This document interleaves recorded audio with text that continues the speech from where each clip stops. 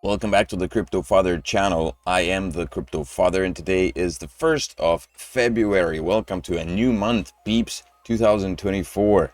In today's video, I'm going to go over some news articles, news announcements that popped out on the radar.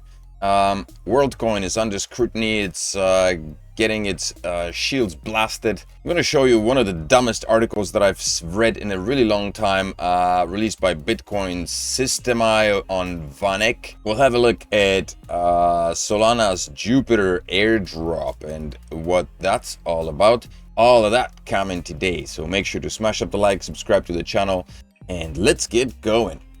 Remember that the Meowcoin airdrop is live. What you need to do is head over to X, retweet the post, this one on Meowcoin, follow Meowcoin, retweet their post, use a hashtag like this, and of course add your wallet address in order to be eligible for the airdrop.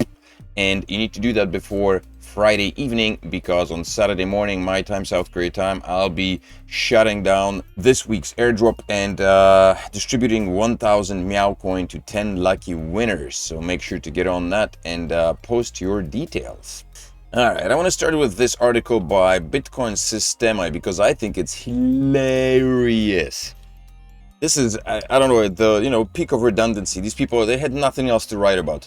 Bitcoin spot ETF holder Vanek releases Bitcoin halving and mining report. Here are the most important insights. So it sounds very intriguing. The fact that it's from Vanek, it makes you think that it's going to be life-altering information. But I'll bypass most of it and I'll go basically to the bottom here. According to analysis, the Bitcoin halving, which is likely to occur around April 20th, is a very important event. Previous halvings in 2012, 2016, 2020 were preceded by significant bull rallies in Bitcoin's price as Bitcoin's new supply was reduced by 50%. That's what happens every halving. Bitcoin supply, Bitcoin mining is reduced by 50%. So right now, each block mined on Bitcoin, on the Bitcoin blockchain, releases 6.25 Bitcoin. So after the halving, it's going to be 3.15 Bitcoins per block. After the halving 2016, the price of Bitcoin increased from 650 to approximately 20,000 at the end of 2017. Similarly, after the 2020 halving, Bitcoin rose from around 8,800 to an all-time high of 69,000 November 2021. According to analysis, this historical pattern indicates that the halving could lead to a decrease in supply and potential price increase. Wow! Mind-blowing information. I mean, who comes up with this stuff? Really? And the fact that they use the word could in it is flabbergasting. It could, but it not necessarily will. Meaning that the halving may or may not lead to a decrease in supply. Maybe. I mean, things are being halved. I'll give it granted, questionability on the potential price increase. Because we don't know, actually, after all. But it's expected, but we don't know.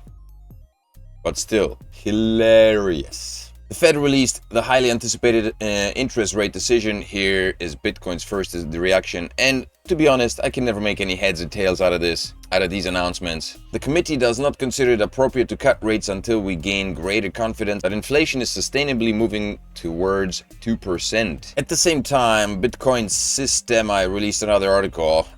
Fed Chair Jerome Powell speaks live after Fed's interest rate decision. Here are all the highlights, and they basically go into a bullet point list of a bunch of things he said, because apparently this article releaser, this news outlet, is too lazy to actually write stuff. They're just state the obvious. However, the statement continued to state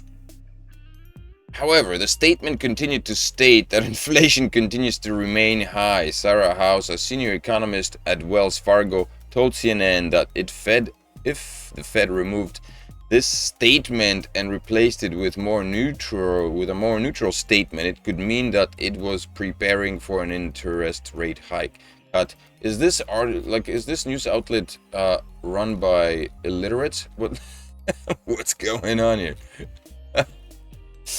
The economy has made good progress and inflation has decreased. The path forward is unclear. The policy rate has entered the restrictive zone. Economic activity is expanding at a strong pace. High interest rates negatively affected the mixed investment of businesses. Activities in the housing sector stagnated. The labor market remains tight. Inflation has fallen significantly but remains above the 2% target. Labor demand still exceeds supply. Falling inflation welcome, but ongoing evidence needed. Long-term inflation expectations appear well anchored. Our policy rate is probably at its peak. It would probably be appropriate to start reducing interest rates this year. If the economy develops as expected, we will withdraw the policy rate this year. Continued progress on inflation is uncertain. I am ready to maintain the current policy rate for longer if necessary. Reducing policy restrictions too early or too much could reverse progress in inflation. At the same time, reducing the policy rate too late may unnecessarily weaken the economy. So basically, I'm not even going to go through all of this, but it's the same gibberish. Nobody ever knows what he's saying. He's going maybe, yes, no. Politics. Hong Kong escalates scrutiny on Worldcoin amid privacy concerns. I don't know if you followed this, but a while back, this crypto was released called Worldcoin, and they were giving away like 20 or 50 bucks to anybody who was willing to go and blast themselves with some rays straight into their retina and collect some, or share some personal data with this in exchange for 20 or 50 bucks. So basically people were selling their identity for like 50 bucks, which was bizarre. But these globes were being set up all across the world in different locations, and people were lining up to get blasted with these things. So bizarre. Look at that. And everybody was given 20 bucks to do it. And well, I don't know if everybody was. I don't know if this guy was. Maybe it was just like, no, what is that thing? Let me look inside. And he got himself snagged. Edward Snowden was here somewhere. I assume he didn't have anything good to say, being the man that he is. Most likely suggested that the idea of, giving your privacy away for 20 bucks might be a bad one, might be a bad idea. So, but finally, somebody is taking notice of this, and Hong Kong escalates scrutiny on Worldcoin amid privacy concerns. So, just to clarify, Worldcoin was paying people $20 or $50 for their privacy. ICE token is just stealing privacy by doing weekly face scans and stuff for nothing. They're not giving you nothing in return. Those people. So, think about that. Hong Kong's privacy watchdog, the Office of the Privacy Commissioner for Personal Data, has intensified an investigation into the operations of the identity verification entity Worldcoin within its jurisdiction. Rigorous regulatory action and privacy implications. This PCPD executed search warrants across 6 premises linked to Worldcoin in Hong Kong. This operation is part of a broader investigative effort aimed at dissecting the understanding and intricacies of Worldcoin's data collection and processing practices. The PCPD's stern approach stems from alarming concerns regarding the potential risk that Worldcoin's operations might pose to the sanctity of personal data privacy. Because after all, nobody really knows what Worldcoin is doing with the data that they collect, right? Worldcoin was launched by the same people who released ChatGPT, and ChatGPT, as we all know, is a very useful tool. Everybody's using it. There is a paid version and a free version. The free version is not as flexible, not as nifty as the paid one, but it still does quite a lot. So I assume that people place their trust into the fact that the founders of ChatGPT are now releasing this thing that is, taking more personal data. Because ChatGPT collects a lot of data in the form of how people type, or the types of questions people use, and how people communicate individually. And because when you have to log into ChatGPT with your account, and so it tracks basically who uses what and how people interact with ChatGPT. So in addition to that, now I guess the founders are collecting more data that is more personally based.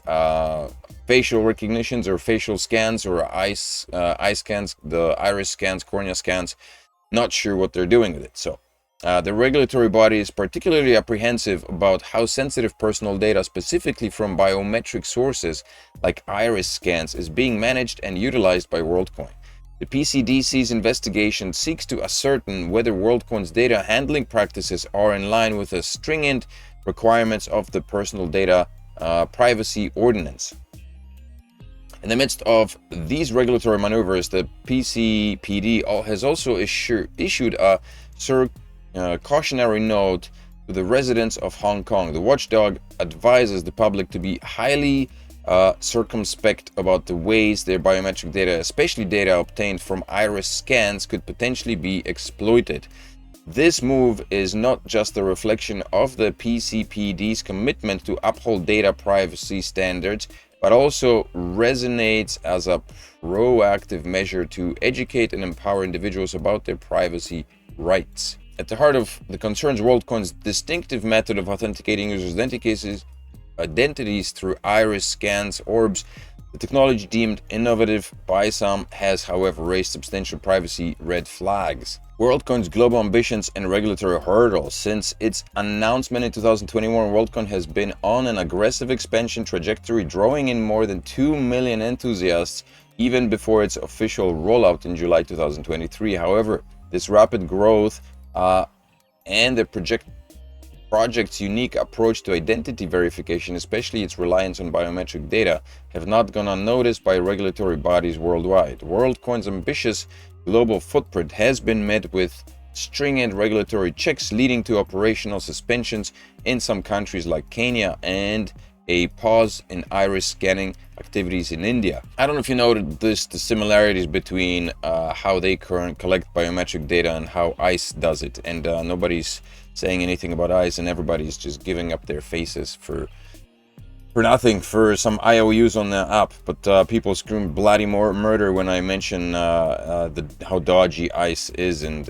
everything else. Still, to this day, I got clowns popping up on my channel and complaining that I say something bad about ICE. Conclusion: the ongoing investigation by this PCPD into Worldcoin's operations is a significant development in the realm of data privacy and protection. It not only highlights the challenges faced by entities dealing with sensitive biometric data, but also sets a precedent for the level of scrutiny and accountability expected from technologically driven initiatives. It's very important that you don't give up your privacy data. The whole point of cryptocurrencies is to be private. And giving up, I don't know how they were giving out to $20 or $50. It probably wasn't cash. It was probably some, undermined way of sending you some crypto instead, or some tokens instead, some weird way. But yeah, the point of crypto is for people to be able to maintain their privacy, their private data. And so giving it out freely, willy-nilly to things like, biometrics is not something that we should be doing, especially now in the age of AI. I just read an article that there was first Neuralink installed in a humanoid. I forget what the name of that prototype is, but he posted a video on X of the Android-like thing walking around with a Neuralink implant. And so all these biometrics that are being collected from people are going to be used with AI and robots. And AI is not all doom and gloom, but you might want to consider how your personal data, your biometrics data, is used and whether you want to give it up or not. And finally, the final article of today is the highly anticipated Jupiter airdrop goes live on Solana with 1 billion market cap. Can you believe it? 1 billion market cap. That's a nifty number. But here's the funny thing, interesting. Jupiter pseudonym's founder, known as Meow, it hit me right in feelers, because I thought about Meowcoin, and it looks like their logos are all about cats as well. Sadly, this is a token. It's a DEX, which is not for actual mineable. It's a proof of stake, but I found it interesting. Jupiter Pseudonym's founder, known as Meow, says in a blog post that Jupiter is launching with a maximum of 1.35 billion circulating supply, and team vesting won't start until the 2nd January. So they're even changing silly names. Okay. Meow says there is a buffer of 33 million Jupe tokens that aren't a part of the airdrop, which includes compromised wallets, massive number of appeals, and edge cases that we could not get to in time before Jupuary. At time of writing, Jupe is trading at 60 cents with a market cap of 924 million, so massive. Meow says the team is considering a plan where every January 31st more tokens are distributed to Jupiter users. We expect Jupiter to be around for decades, and we believe that consistent token distributions are an incredibly powerful way to rally community. However, it's also incredibly distracting for the team and potentially poisoning the community, because we want people to use the product because they love it and not because of points. That's the reason why you should get on the Meow Coin project and why you should get on the airdrop, because you love it. It's also free. Meow Coin, get to know the project, learn about it, hop on over to Meow Coin, the Meow Coin X page, check it out. There's also, Meow Coin also has a YouTube channel. If you'd like to find out more about Meow Coin, you can go to YouTube and check out some of the videos that are posted there, see what they're doing. There is an interview with Andrew, the co-founder, and some interviews with other people, with some of the animal shelters that are receiving the donations, the weekly donations from Meow Coin. By the way, Meow Coin donated over 40,000, I guess, by now, donated in donations to animal shelters to help animals. So you can go to the Meow Coin YouTube channel in order to find out some more. But of course, the Crypto Father's got you covered. I've got a lot of videos here on Meow Coin. I've even created a playlist, I believe. 20 videos in the Meow Coin playlist and updates. So that's here. And of course, Meow Coin news is coming to town, and yours truly will be, I think I may be involved in that to some extent, so that'll be on the channel as well. So make sure to not miss the airdrop for the Meow Coin distribution airdrop. You need to go to X, find Meow Coin, find this post, retweet it, include your hashtag. The hashtag is, what is the hashtag? Include the hashtag Meow Coin new wallet giveaway 2, and of course include your wallet address. Very simple things.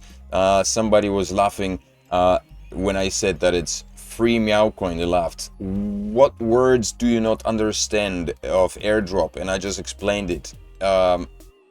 Hashtag, wallet address, repost. You don't have to pay for it. That's free. You have to put in some work into it.